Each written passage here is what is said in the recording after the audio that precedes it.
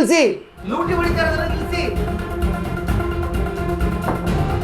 ಇನ್ನು ಮುಂದೆ ಶಾಲಾ ಕಾಲೇಜುಗಳಲ್ಲಿ ಮೊಬೈಲ್ ಬ್ಯಾನ್ ಆಗುತ್ತೆ. 16 ವರ್ಷದೊಳಗಿನ ಮಕ್ಕಳಿಗೆ ಸಾಮಾಜಿಕ ಜಾಲತಾಣ ಬಳಕೆ ನಿಷೇಧ. ಮೊಬೈಲ್ ಬಳಕೆಯಿಂದ ಮಕ್ಕಳ ಮೇಲೆ ಗಂಭೀರ ಆರೋಪ ಬೀಳ್ತಾ ಇದೆ, ಗಂಭೀರ ಪರಿಣಾಮ ಬೀಳ್ತಾ ಇದೆ.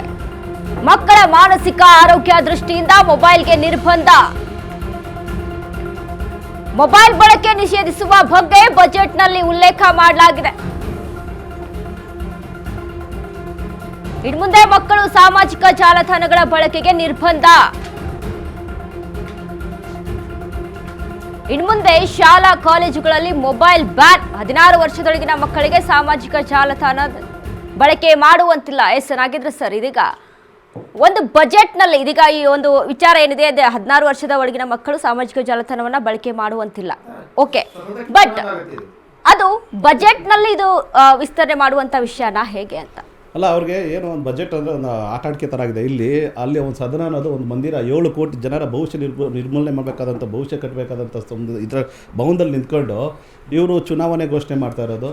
ಇವರು ಇವತ್ತು ಮೊಬೈಲ್ಗಳ ಬಗ್ಗೆ ಇದು 16 ವರ್ಷದ ಮೊಬೈಲ್ ಯೂಸ್ ಮಾಡ್ಬಿಡ್ತು ಅಂತೇಳಿ ಇದನ್ನು ಘೋಷಣೆ ಮಾಡ್ತಾ ಇರೋದು ಇದು ಸಮ್ಯತವಲ್ಲ. ಬಟ್ ಇಲ್ಲಿ ಏನಾಗ್ತಾಯಿದೆ, ಸಾಲದ ರಾಮಯ್ಯನ ಕೀರ್ತಿ ಬರೀ ಲೆಕ್ಕದ ರಾಮಯ್ಯ ಆಗಿ ಸಾಲದ ಹೊರೆಯನ್ನು ರಾಜ್ಯದ ಜನ ಮೇಲೆ ಏರ್ಸೋಂಥ ಸಿದ್ಧಾಂತದ ಮೇಲೆ ಹೋಗ್ತಾ ಇದ್ದಾರೆ. ಇವರು 2023ರಲ್ಲಿ 85,000 ಕೋಟಿ ಬಜೆಟ್ ಮಾಡಿ ಸಾಲ ಮಾಡಿದರು. ಅದು ಪರಿಪೂರ್ಣವಾಗಿ ಎಲ್ಲೆಲ್ಲಿ ಯಾವ ಇಲಾಖೆಗಳು ಹೋಗಿದೆ ಅಂತ ಇದುವರೆಗೂ ಒಂದು ಮಾಹಿತಿ ನಮಗೆ ಸಿಗಲಿಲ್ಲ ಆ ಬಜೆಟಲ್ಲಿ. ಅದೇ ಸರಿ 2024ರಲ್ಲಿ 1,05,000 ಕೋಟಿ ಸಾಲ ಮಾಡಿದ್ರು. ಈ ರಾಜ್ಯದ 7 ಕೋಟಿ ಕನ್ನಡಿಗರನ್ನ ಒತ್ತೆ ಇಟ್ಟು 1,05,000 ಕೋಟಿ ಅದನ್ನ ಬಜೆಟ್ನಲ್ಲಿ ಸಾಲ ಮಾಡಿ ಬಜೆಟ್ ಮಂಡನೆ ಮಾಡಿದ್ರು. ಆವಾಗ ಎಲ್ಲೆಲ್ಲಿ ಹೋಯ್ತು ಅಂದರೆ ಅದ್ರ ಬಗ್ಗೆ ನಮಗೊಂದು ಇಲ್ಲಿವರೆಗೂ ಶ್ವೇತಪತ್ರ ಇಲ್ಲ. ಅದೇ ರೀತಿ ನೀವು 25 ಬಂದರೆ 2025 ಬಂದರೆ 1,16,000 ಕೋಟಿ ಇವರು ಸಾಲ ಮಾಡಿದ್ರು. 4,16,000 ಕೋಟಿ ಗಾತ್ರದ ಬಜೆಟ್ ಅಂತೇಳಿ ಅವರು ಒಂದು ಕೀರ್ತಿದಾಗ ಬಜೆಟ್ ಮಂಡನೆ ಮಾಡಿದ್ರು. ಅದಾದಮೇಲೆ 4,16,000 ಕೋಟಿಯಲ್ಲಿ 1,31,000 ಕೋಟಿ ಹಾಗೆ ಬಾಕಿ ಉಳಿದಿದೆ. ಆದರೂ ಎಲ್ಲೋಯ್ತು, ಯಾಕೆ ಉಪಯೋಗ ಮಾಡೋಕ್ಕಾಗಲಿಲ್ಲ? ಇವತ್ತು ನೀವು SC/ST ಸಮುದಾಯದ ಕೂಡ ನೀವು ಇವತ್ತು 38,000 ಕೋಟಿ ನೀವು ಕಿತ್ಕೊಂಡಿದ್ದೀರಿ.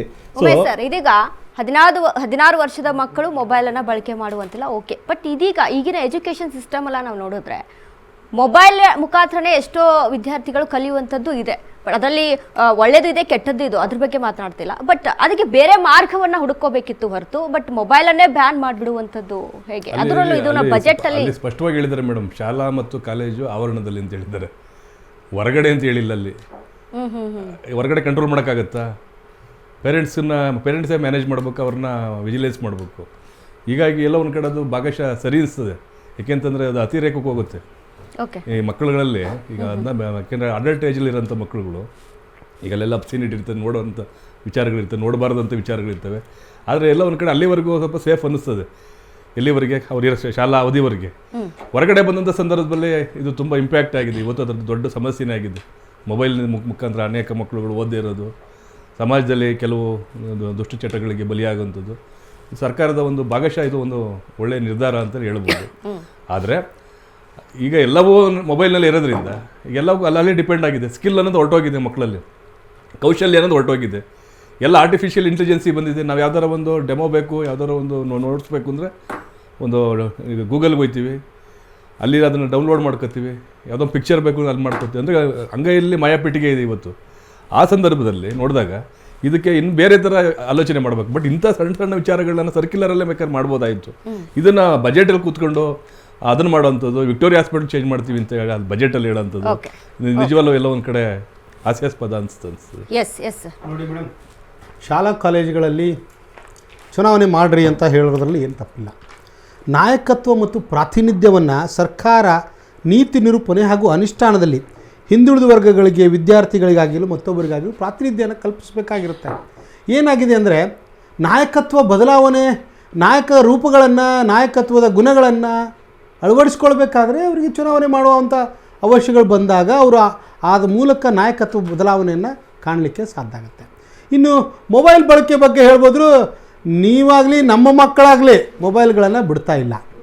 ನಿಮಗೆ ಇನ್ನೊಂದು ವಿಷಯ ಗೊತ್ತಿರ್ಬೋದು, ಬೆಂಗಳೂರಿನ ನಿಮಾನ್ಸ್ ಆಸ್ಪತ್ರೆಯಲ್ಲಿ ಒಂದು ಕೇಂದ್ರವನ್ನು ಪ್ರಾರಂಭ ಮಾಡಿದ್ದಾರೆ. ಗೊತ್ತಿರ್ಬೇಕು ನಿಮಗಾಗಲೇ. 1.5 ತಿಂಗಳಾಯಿತು. ನಾನು ಹಿಂದುಗಡೆ ಅದನ್ನು ಒಂದು ಪೇಪರ್ ಕಟ್ಟಿಂಗಲ್ಲಿ ಓದಿದೆ. ಮಕ್ಕಳಿಗಾಗಿಯೇ ಒಂದು ಕೌನ್ಸಿಲಿಂಗ್ ಸೆಂಟರ್.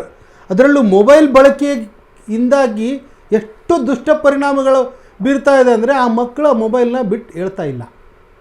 ಹಾಗಾಗಿ ಈ ಪರಿಣಾಮ ಇನ್ನೂ ಎಷ್ಟು ದೊಡ್ಡ ಮಟ್ಟಿಗೆ ಹೋಗ್ತೈತೋ ಬಿಡ್ತೈತೋ ಅನ್ನೋ ಆಲೋಚನೆಗಳು ಭಾಳ ಮುಖ್ಯ ಆಗಿದೆ.